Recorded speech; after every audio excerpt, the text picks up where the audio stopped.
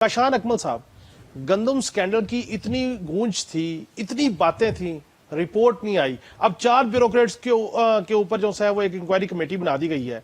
क्या वो ब्यूरोक्रेट के ऊपर को वज़रा थे, नहीं थे? क्या उन ब्यूरोक्रेट ने ही फैसला कर लिया गंदम मंगाने का? यहाँ पे जो निगरान वजीर आला पंजाब थे और उस वक्त के जो वजीर आजम थे, निगरान वजीर आजम, उन्होंने पिछले दिनों में कुछ प्रेस कॉन्फ्रेंसेस की हैं।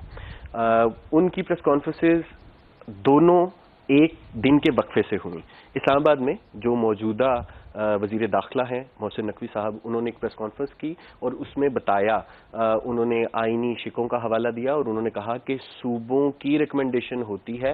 18वीं तरमीम का उन्होंने जिक्र किया और उन्होंने बताया कि वफाक इसका फैसला करता है और सूबों का, चूंकि वो वजीर आला थे, उनसे इस हैसियत में सवाल किया गया था, तो उन्होंने कहा कि ये सब वफाक का काम था। नेक्स्ट डे बलूचिस्तान में जब वो गए दौरे पे और वहां पे उन्होंने प्रेस कॉन्फ्रेंस की जिसमें वजीर आला बलूचिस्तान भी उनके हमरा थे, दरमियान में निगरान, उस साबिक निगरान वजीर आजम मौजूद थे काकड़ साहब, और साथ वजीर दाखिला बैठे थे, और उनकी मौजूदगी में अनवारुल्लाह काकड़ साहब ने इस चीज को डिनाई किया और उन्होंने बिल्कुल उसके ऑपोजिट अपनी बात की।